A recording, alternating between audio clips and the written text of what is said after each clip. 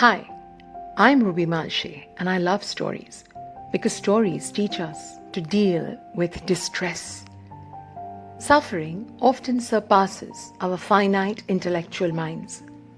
Some situations in life drag us to the wall, and when we have no more place to move, we begin to question why.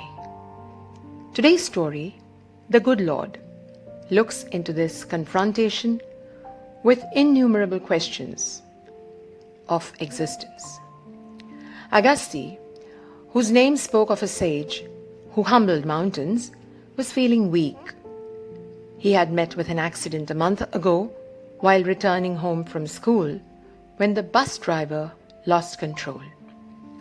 All the other students in the bus escaped getting hurt, but Agasti broke his leg, suffered pain, and even went through a surgery.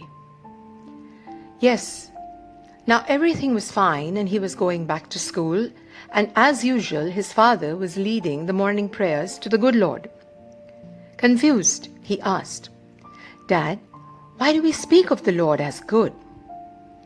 "Well, son," replied his father, "a month back you were in a bad condition, but today the Lord has healed you and you are going back to school like the earlier times."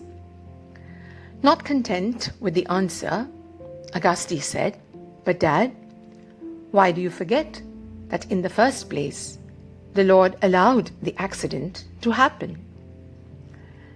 Haven't we come across this forked road of understanding in life?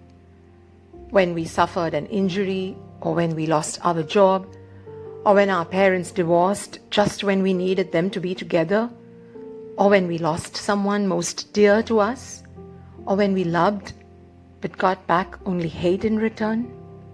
Yes, when bad things happened, we needed answers. When a disciple asked who had sinned, the man or his parents, for him to be born blind, Jesus replied, "Neither, but to demonstrate the power of God." The workings of the Lord are strange to us mortal men and women, and sometimes sufferings move us to express gratefulness for things previously taken for granted. It is strange but true that there are no answers, and yet faith in the good Lord moves us to continue.